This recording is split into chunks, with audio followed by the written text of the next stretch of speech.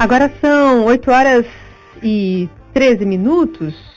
Hoje a gente já falamos, né, sobre a aprovação do primeiro turno da reforma da Previdência Paulista, aqui pela Assembleia Legislativa de São Paulo. Servidores estaduais podem ver as regras para sua aposentadoria mudarem em poucos dias, e a intenção da base de apoio do governador João Dória é aprovar essa reforma definitivamente até o fim dessa semana, embora o placar tenha sido bastante apertado e a oposição trabalhe para virar votos. A proposta recebeu 57 votos favoráveis e 31 contrários. Essa reforma eleva a idade mínima para aposentadoria no estado de São Paulo, muda a fórmula de cálculo, aumenta a contribuição previdenciária de 11% para 14% e limita o acúmulo de benefícios e modifica regras da pensão por morte. A gente convida para falar também sobre esse assunto a deputada estadual Janaína Pascoal, que pode dar para a gente um pouco da temperatura dessa votação de ontem lá. Tudo bem, deputada? Bom dia. Tudo bom dia. Cumprimento todos os ouvintes, toda a equipe da Rádio Eldorado. Deputada, o relator do texto, o deputado Reniose Cuquier, disse que o segundo turno da PEC pode ser votado ainda hoje. É muito provável. É muito provável, porque ontem nós encerramos o primeiro turno e a ideia é terminar a discussão e a votação em segundo turno da PEC, para, se tudo correr bem, votar o PLC depois do Carnaval. Porque a reforma veio em dois projetos. Um projeto de emenda constitucional, que é esse que vem sendo analisado essa semana, e um projeto de lei complementar, que detalha as regras que vem na emenda. Então, por exemplo, ontem, no texto que nós aprovamos, não se fala em alíquota. O aumento de 11% para 14%, que é um ponto, por exemplo, que eu sou bastante crítica, esse aumento não está na PEC, está no projeto de lei complementar. E por que a senhora é crítica desse ponto específico? Pelo seguinte, a reforma federal adotou uma tabela progressiva, que vai de 7,5% a 22%. Se nós aprovarmos a alíquota única de 14%, aquele cidadão, né, paulista que recebe um salário, 2 salários, ele vai pagar 14%, enquanto o funcionário federal pagaria, ou melhor, já está pagando 7,5%. Então, é muito desproporcional para os funcionários que ganham pouco. E mesmo quando a gente compara com a iniciativa privada, permanece essa desproporcionalidade. Na iniciativa privada, os funcionários que ganham pouco pagam 8%, e os nossos vão pagar 14%.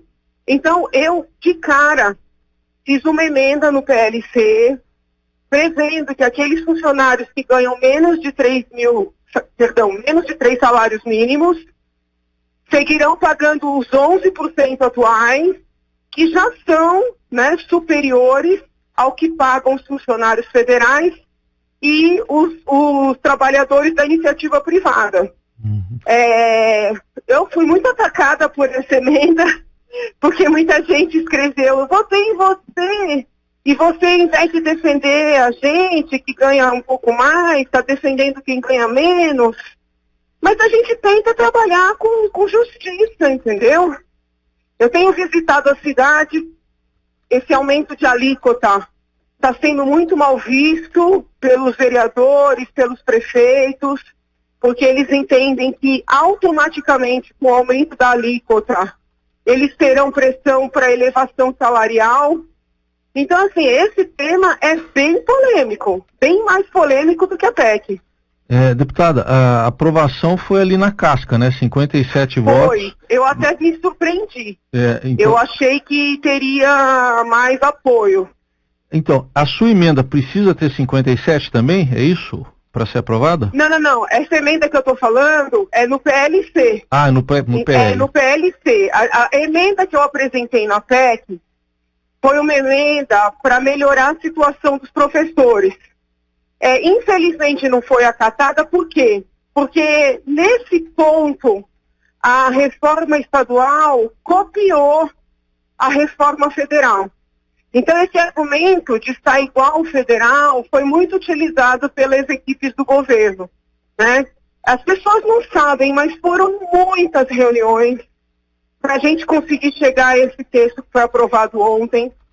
Nós recebemos todas as categorias, todas pediram para que ficasse constando claramente a garantia do direito adquirido.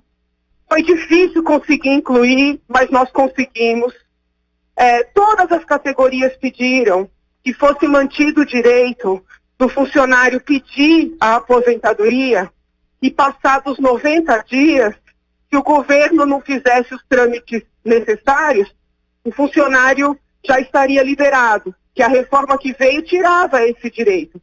Nós conseguimos colocar de volta. Então, assim, foi um trabalho, assim, hercúleo. As pessoas não têm ideia. Agora, só um detalhe, essa sua emenda no PL, ela precisa de menos votos, então, do que os 57, né? Precisa de menos votos. O problema é o seguinte, foi baixada uma norma administrativa federal no final do ano, obrigando estados e municípios a adotarem uma alíquota que, na média ponderada, seja de 14%. Então, num primeiro momento, as equipes aqui do governo leram essa obrigatoriedade como sendo 14% ponto para todo mundo. Só que a gente, estudando a norma, chega à conclusão de que não é bem assim. Eles falam que ou adota 14%, ou a tabela progressiva do federal, ou uma média ponderada de 14%. Então eu já tem umas 10 reuniões com o pessoal da SPPrev, com outros colegas que quiseram participar, com o líder do governo, para a gente tentar estabelecer algo mais justo, tá?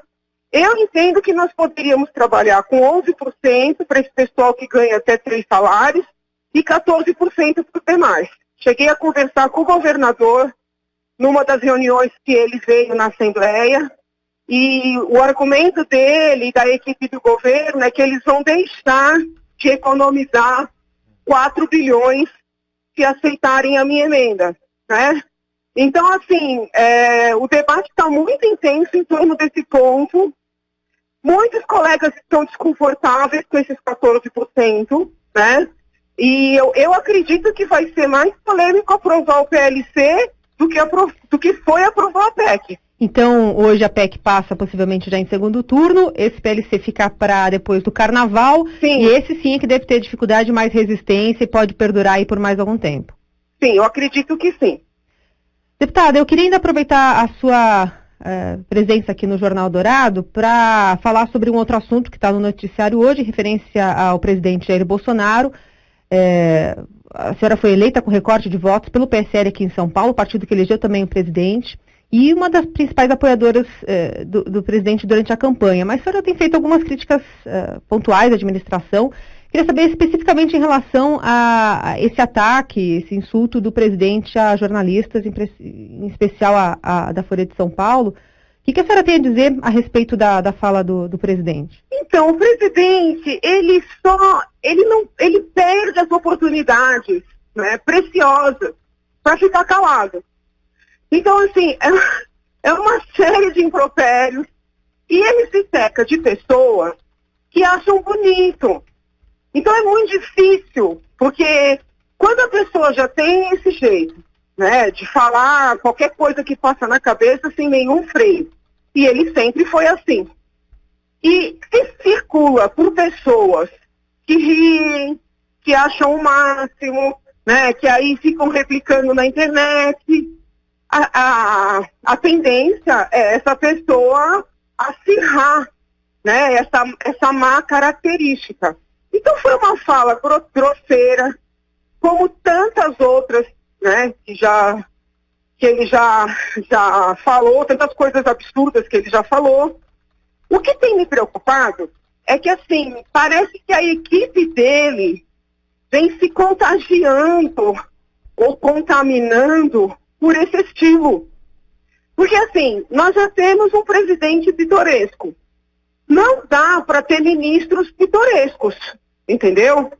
Então a equipe tem que entender que ele foi eleito assim, eu acho que ele pode se esforçar para melhorar, a maior parte dos apoiadores acha bonito, né? Não consegue entender que ele mudou de patamar, né? Deixou de ser um deputado, sei lá, temático, passou a ser o representante de um país. O problema é que os ministros agora deram para imitar o presidente, entendeu? Então, assim, isso vem me preocupando bastante. Né? Eu vi que alguns colegas falaram em impeachment. Não tem fundamento para impeachment, não tem. Né? É mais uma grosseria de um presidente que foi eleito, né? O povo inteiro sabendo que ele é uma pessoa grosseira. Deputada, o seu colega, né, o jurista Miguel Reale Júnior, chegou a falar que é caso aí de impeachment. Eu vi. Ele assinou com a senhora, todo mundo sabe, o pedido de impeachment da ex-presidente Dilma Rousseff com Hélio Bicudo. A senhora concorda com ele? Não entraria essa questão de quebra de decoro aí? Não, gente, não tem sentido uma frase grosseira justificar impeachment, entendeu? Quando a gente pediu o impeachment da Dilma, foi uma série de crimes envolvendo recursos públicos, desvios, falsificações para encobrir os desvios, falta de responsabilização dos subordinados.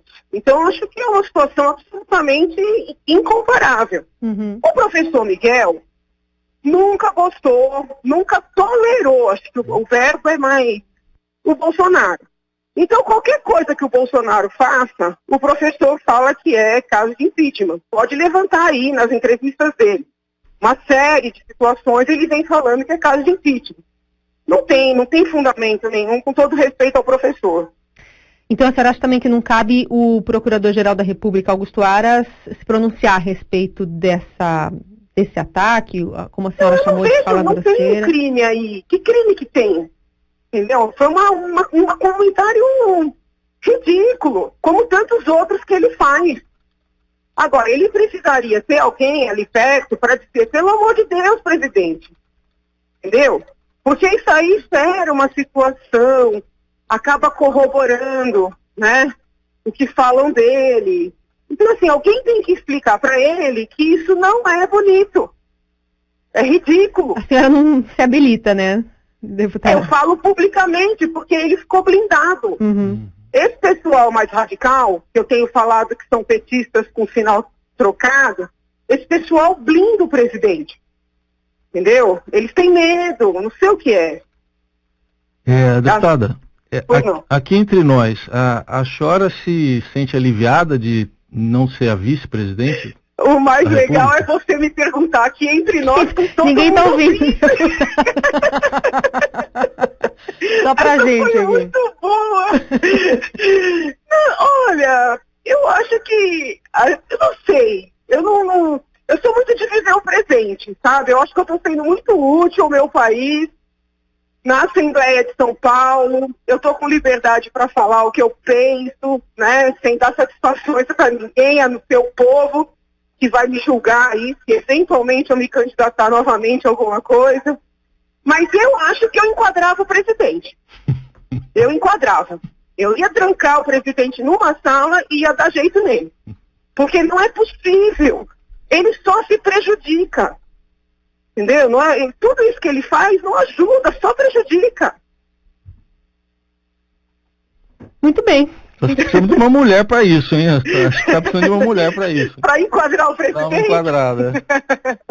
Tá bom, gente. Obrigada. Deputada, muito obrigada por atender a gente. A gente vai agradeço. falar ainda ao longo desse processo também da Assembleia na votação de um projeto tão importante que é a reforma da Previdência. Muito obrigada. Tá bom, meu anjo. Obrigada. Fica com Deus.